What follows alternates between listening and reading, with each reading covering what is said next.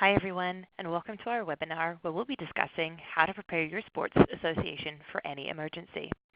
No matter whether you're a hockey, soccer, football, lacrosse, or even a swim association, sports injuries and emergencies are bound to happen. So whether it's a medical emergency or a flat tire on the team bus as you travel to or from a weekend tournament, emergencies are considered emergencies because they're unexpected.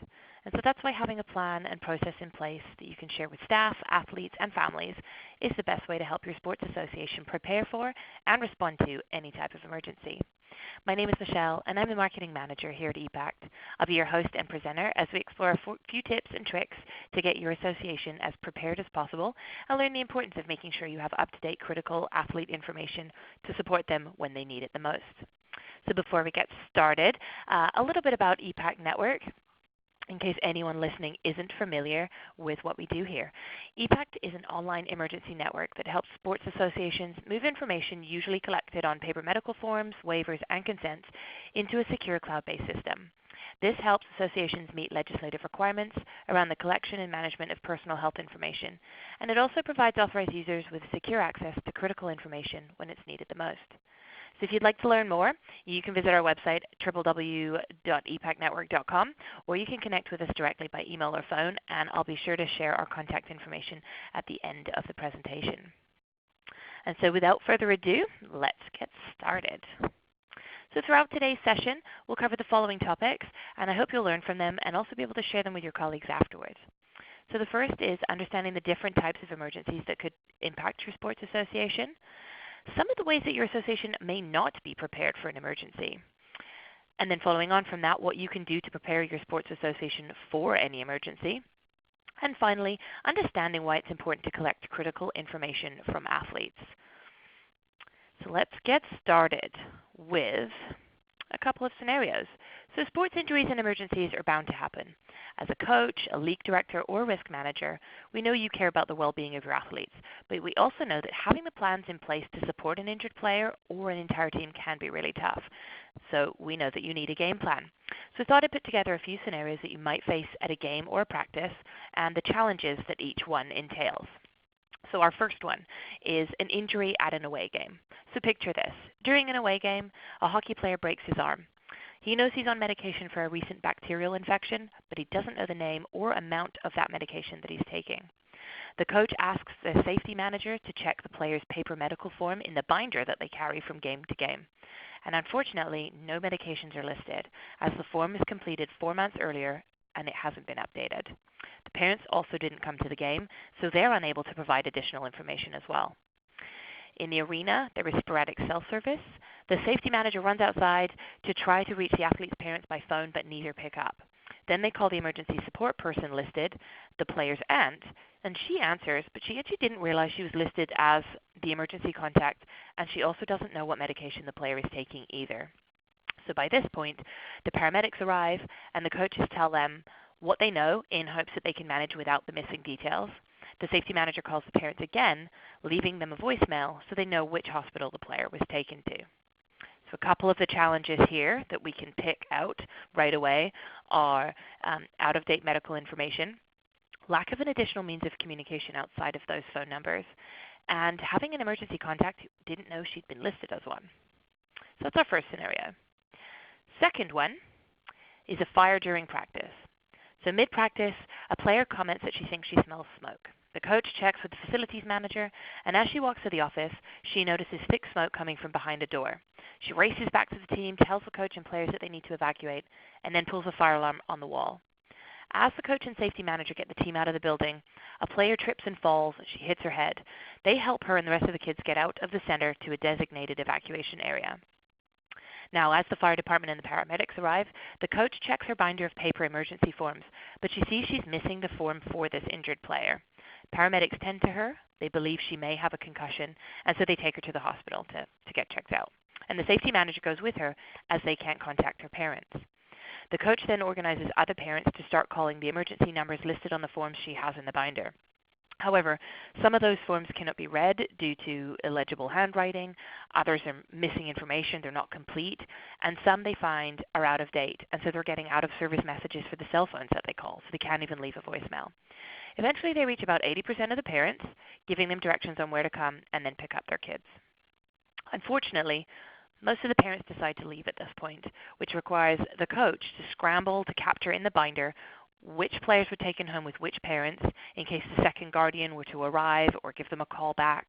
And many players are still not reunited with their parents, so the coach decides to take them home and asks the facilities manager to call her when any guardian arrives. So the challenges here that we can see are, again, a missing form or generally missing information about an athlete, no contact information for parents or alternate guardians, or it's incorrect, and then also that incomplete or even just illegible, they just can't read it, emergency contact information. And then our third scenario is a flat tire on the road back from a weekend tournament on the team bus. So after a great weekend, the team is making its way home on the bus. They're about 50 miles from home, and the driver pulls over because he notices the bus's steering feels a little strange and he wants to check it out. So as he gets out, he notices that one of the front tires has a huge nail sticking out of it and that it's caused the tire to deflate, so they can't drive. The bus doesn't carry a spare tire, so the driver has to call his supervisor and organize for roadside service to come out to the bus and fix the tire, replace it, whatever it is that they need to do. So it's going to take 30 minutes for the service to arrive, so the team's most definitely going to be late arriving at their destination, which is where parents will be waiting to pick up their kids in the next hour, hour and a half. So the coach searches for his binder of player forms, but he can't seem to find them despite checking his bag and checking around his seat on the bus. He strolls through his personal phone contacts so he can call parents to tell them about the delay, but he finds he has a lot of outdated numbers. Again, he's getting a lot of out of service, or the phone's just ringing and not going anywhere. But for those parents he connects with, he has to leave voice messages, but he has no way to confirm that they've received the message or that he's even left a message for the right person. Finally, the roadside service arrives and it fixes the bus's flat tire so the team can get back on the road. So they're now about an hour behind schedule, and the coach hopes that the parents he managed to get in touch with are able to share details with others waiting to pick up their kids, assuming that they've all shown up a little bit early. So the challenges here, that lost or misplaced binder with the player forms. There's no easy way to access contact information without those. He's got outdated contact information because he's relying on the contacts in his phone. And this final challenge of having to update parents one at a time. So those are three pretty common scenarios from the more serious to sort of the more everyday one. And so leading on from those, a couple of the challenges that I mentioned, these are some of the reasons why your organization might not be prepared for an emergency. So these situations could happen at any time. As I said, they're emergencies, so they're unexpected. And these examples illustrate the few reasons why your association may not be ready in the following ways. So the first one, player medical information isn't complete. So in the away game scenario, the player's medical information isn't current. As the form mentions nothing about his bacterial infection, we noted that it was a recent issue that he required medication for. So there's no information about that or the corresponding medication on his form because the form was filled out a number of months ago. So you can see here that having access to emergency information, it's critical for athletes, and this lack of information can impact the player's treatment, health, and the ability to recover. The coach and the safety manager didn't have that information to be able to share with paramedics when they arrived, so they're guessing a little bit and hoping that, just knowing that the kid can say, I was sick in the last couple of weeks, that's enough to help, but it still can impede treatment. The next option is players don't have an emergency support network in place. So ask yourselves this question. Has everyone on your team submitted a list of emergency contacts that you as the coach or league director can reach out to in the event of an emergency? Is this contact information accurate and up to date? Building an effective emergency support network is something everyone on your team should do. And so some examples of people that your players may want to consider when setting up their emergency support networks would be things like household members, it could be siblings, it could be parents, it could be extended family that happens to be in the same household, close relatives, not necessarily ones that live in the household, but it could be either or, even neighbors, families of other players, friends that are close as well, basically anyone that could potentially help out a player or an athlete in an emergency of any kind. Third, emergency contacts are not aware that they're part of a player's emergency network. So in the first scenario, the player's parents weren't available, so they reached out to the emergency contact. And this was the player's aunt. However, she didn't realize that she was the emergency contact. So in the event of an emergency, does the support network of your player know how to support them? Do they know that they have to support them? Do they know which medications they're taking and how frequently? Do they know about any recent injuries? What about the names and numbers of other emergency contacts? Or even, and this is something that we recommend that everyone has as part of their emergency support network, is out-of-area contacts. If something more significant happens close to home, that your out-of-area contacts are a single point of contact that everybody can reach to and get updates and information. So these things might seem really minor, but in a real emergency, medical and contact information can have a huge impact, again, on treatment and response. So moving on to a few more. The next challenge, you can't easily access your contact information during an emergency. So as we mentioned with this delayed bus, you've got the coach who is trying to find his binder full of paper forms and the emergency contact information. So again, do you keep all your emergency contact information in a binder that you carry from game to game, or keep with you at practice? What if you forget the binder? Or as in the example prior, what if you can't find it? What if it's been misplaced? What if somebody has picked it up? Somebody either unintentionally, they picked it up and they're taking it because the coach left it behind on the bench, or somebody who's doing something a little less positive and they're potentially stealing that information. What if you can't read the contact information or it's incomplete? It's incredibly important to take a proactive stance here, as realizing you have no emergency contact information in an actual crisis will have huge effects on your response and support for players. If you have no way of updating parents or guardians and no way to connect with an emergency contact, you have a player who's potentially in an unsafe situation, especially if they're younger players too. And so our final challenge here is that your team doesn't have a way to quickly communicate with all parents in an emergency.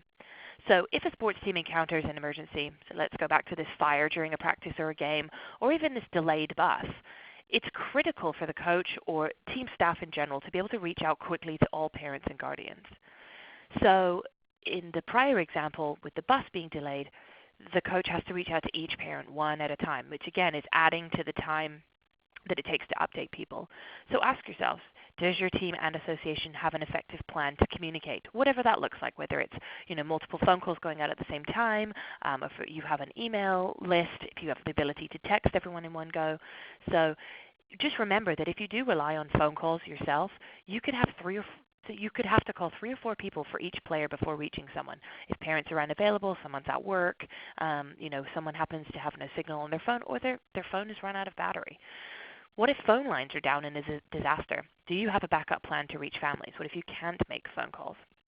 So not only is it important to have a way to communicate with families in an emergency, but it's also really important to test those emergency communications and your plan around it to help you identify gaps and then determine solutions to them before you have to put it into effect in a real emergency. So our next piece is talking about, with all of that in mind, what you can do to prepare your association for any emergency. We understand that it's really difficult to anticipate every single type of emergency that could potentially happen to your staff or your players or everyone or the region, the building. There are so many things to think about. And so that's why having just some key emergency plans and processes in place can help you adjust to each emergency if it happens, and make sure that you have the basics covered at the very least, and then you can always adapt and adjust as you need to, depending on the scenario. So the tips that we have for you today. Appoint a risk manager to be your association's point person on safety. A lot of associations already have that position available, but if you don't, consider it, or perhaps consider adding a safety person. So somebody who takes point on all of the safety processes. This person should be qualified in the safety programs that are applicable to your organization or to the league that you're a part of. They can coordinate safety clinics for the athletes themselves and also their families to keep safety top of mind for everyone. Make sure everybody's on the same page for what is expected. They know what to anticipate in an emergency, where people are going to go, what the communications plan is, just basically keeping everybody informed. They can actually complete arena safe checks on any facilities that the team uses, whether they're your home arena or home soccer pitch, or even something that you're going to away for another team, or even a third-party building or facility that you're using perhaps for a tournament or friendly get-togethers with other teams and families. and inform facility managers of any. They can inform facility managers of any injuries that may arise because of hazards within those facilities as well. And they should also establish protocols for handling injury report forms or serious injuries that happen during practice or games. So making sure that, again, there's a process in place, they know what to do, and that they have their processes that are going to follow for each of those elements, and also making sure that there's reporting and adequate follow-up and communication on those as well. Again, it all helps to make your processes that much better every time as soon as you experience something. Following on from that, develop a comprehensive risk management or emergency plan. Call it what you will, but basically you want to make a detailed list of all the what-ifs that you can think of and what their impacts could be. And so this would be the responsibility of the risk manager, but by all means get the rest of the team involved.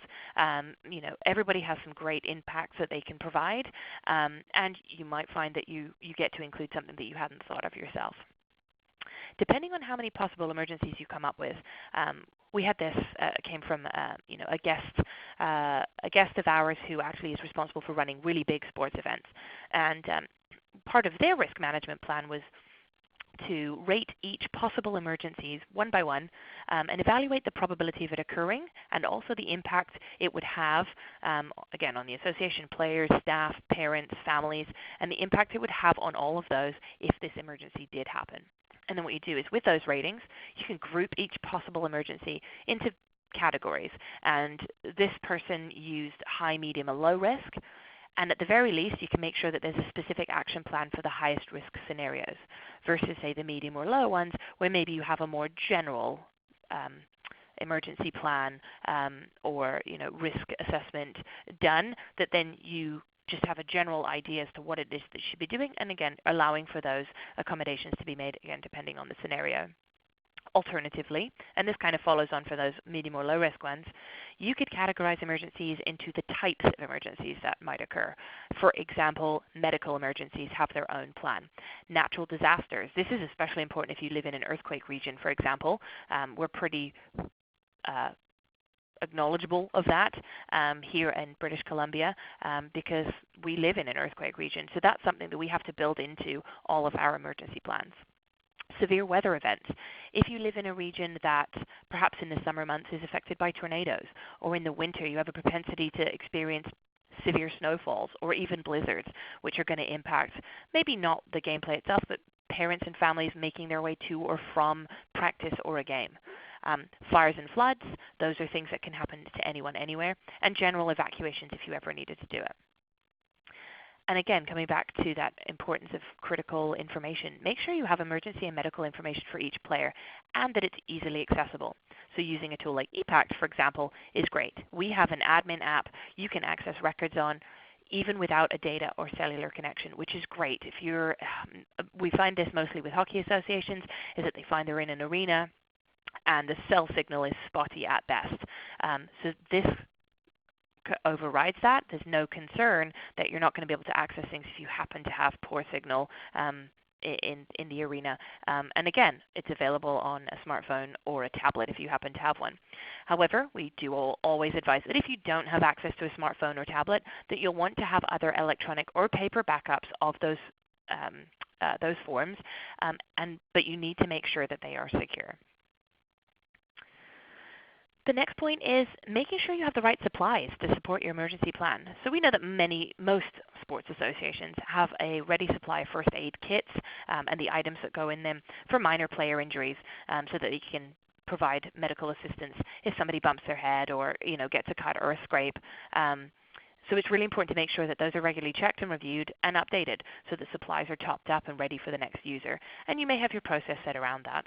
So every time something is used, it's immediately replaced, or perhaps you're doing a review and an update once a month, whatever works best for your association. You might want to consider emergency kits that include food, water, and other supplies for the team should you be required to shelter in place at any time. And this goes back to that idea of natural disasters. If at any point you have to stay in the arena or stay near the soccer pitch, making sure that you have enough supplies to support everybody who's likely to be there. And again, supporting everyone for at least 72 hours until help arrives. And again, while injuries are the most common emergency in a sports environment, there is actually also always the possibility that an athlete could have an allergic reaction. Perhaps they have an environmental allergy, or they could have another medical issue. For example, they could suffer from asthma, which is usually mostly controlled, but today something happens to set it off. So making sure that you consider keeping extra treatment for those athletes. So additional asthma inhalers, and you can reach out to families for those too, things like EpiPens. So keeping those on hand and knowing which athletes are likely to use them in the event of a reaction. So a couple more suggestions and tips here for you. This might seem pretty obvious, but ensure that everyone has the proper first aid and CPR training to support anyone in the case of a medical emergency, and encourage parents to do the same too. Many associations will have at least a staff member or two that are required to have those trainings, but we also encouraging parents to do the same is great if somebody happens to be unavailable for that particular moment. They've stepped out of the arena, they're sick that day. The more people that can provide emergency treatment like that is best for everyone. And make sure that the training is also required if it's not, and that it's also regularly updated to keep knowledge current and fresh. The general premise of CPR and first aid doesn't change hugely, but there are sometimes various learnings and educational updates that can happen. So those trainings just help keep everybody fresh and ready to go whenever they need it. And so you may know these. Two of the best organizations that can support you in that training are both the Canadian and the American Red Cross. And then also if you're in Canada, St. John's Ambulance has a whole bunch of different training programs that you can take on. And going back to, again, collect and manage the right information for players. So that emergency contact information, and include pickup details as well. As we saw in all of the previous scenarios, having incorrect contact information for parents or guardians can have a huge impact on the player and the situation itself. And always encourage families to choose their emergency contact, and also to let this emergency contact know that they're a part of an athlete support network. So it's all very well to write somebody's name and phone number, email address, whatever you need to include down on that form, but if this person doesn't know that they are an emergency contact for a particular child or athlete, then it's going to not dismantle the support network, but it certainly makes it a little bit less effective. Make sure that they're up to date with the athlete's information, maybe any injuries. Keep them up to date with that stuff, so that if they are if they do have to be connected with in the event of an emergency, they have as much information as possible, which is always a great help. Allergy information. As I mentioned before, making sure that you have extra medication for athletes with specific medical issues. It's important to remember that allergies can strike at any time, and having that information to hand as well as the appropriate treatment means that you can help a player immediately or until medical help arrives, or one or the other too. So again, having that information ahead of time so you know who may suffer from an allergic reaction or who may have an asthma attack, then that can be really useful information. And because we're talking about sports, it wouldn't be a conversation without discussing concussion information. So unfortunately, concussions are a reality for high-impact sports like hockey or football, but they can actually happen anywhere. And concussion management is a really, really key part of athlete care. So having a player's concussion history on hand can help medical professionals in treatment. So for example, if an athlete who's had prior concussions suffers another one, you can provide that information to medical professionals as they're being treated, because it helps with their treatment from that point on. And also, having that history also alongside their baseline test results can help coaching staff adjust for affected players once they're ready to return to play. They've been cleared by a doctor to play, but when you have that information, you can make sure that you can adjust training if they need to, or make sure that no other players hit them, for example, or take extra care around them. So again, we're protecting those athletes at all points. And finally, make sure that all the information you collect for your players, whatever it looks like, is easily accessible in an emergency, whether a team manager or a medical professional needs it. So they need to be able to access it quickly. They need to be able to find the right information as soon as possible, because every second counts when it comes to treating an athlete in an emergency. And so moving on to the importance of collecting that critical health and medical information. So you can see that there are several reasons why it's important to collect them, and we've covered a lot of them here, but just to summarize, the value of having that information and making it a part of your emergency plan and your emergency processes are that staff are prepared to support athletes in any type of emergency, whether it's a personal medical emergency, whether it's something that's completely out of your control, whether it's something that's entirely unexpected like a fire or a flood. You have the complete player medical information and contact details for parents or guardians, emergency contacts, basically everyone in their support network. The second, staff can actually better prepare for athletes with special requirements. So for example, like those allergies or medical issues, to ensure that everyone can enjoy the game safely, whether they're practicing, whether they're at a tournament, whether they're playing a game. If you have that information up front, it's a little bit less of a surprise if something was to happen. You're better prepared to deal with it then and there. Staff can support athletes immediately or until medical help arrives. So you don't need to worry about that wait time for an ambulance to arrive or paramedics to show up on scene. You can provide treatment until they arrive, which again, it helps with the recovery. It helps also with treatment as a whole. And one of the other things is authorized staff can communicate quickly and easily with families, especially if a player needs to be picked up from a different location, or in the case of the bus example that we gave before, if there's a delay in returning from a game. It's keeping that parents and families up to date, and so that leads on to, it gives them peace of mind that athletes are safe while they're in the care of the team. Even if parents are with them, it means that all of that information is available and is quickly accessible. So the faster you can support an athlete in any situation, the better. So how do we make safety and preparedness how do we make a safety and preparedness game plan? So in all these scenarios, a system like ePACT can provide the necessary support to coaches, parents, and players. So with ePACT, parents can actually easily update their child's record online, which will automatically push new medication details, health conditions, updated contact information right to the coach and the safety manager. And this just completely eliminates the need for filling out umpteen paper forms. They can actually just go in, log into their ePACT account, and they can update that information in real time, and then those updates are received in real time as well. So the player's record would also be available to the coaching staff via that ePACT app, as I mentioned earlier, anytime, anywhere, and again, even without internet. So we have an offline and online mode, which is great. And then we also in there have Onetouch Communications to reach parents and emergency contacts who have accepted their role within ePACT, so that you can just, with one click, you can send out mass communications in one go. So you're not having to worry about making one phone call at a time or sending one text message at a time. And then that helps players receive support of any kind much more quickly. And so with that, we're at the end of our webinar.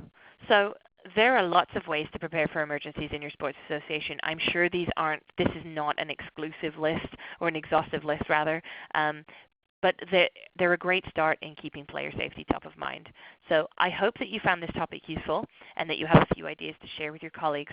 So basically you can get your emergency processes in place right away, or if you have them existing, you can maybe make some tweaks and adjustments so that you're on top of them. And again, we're keeping safety top of mind at all times.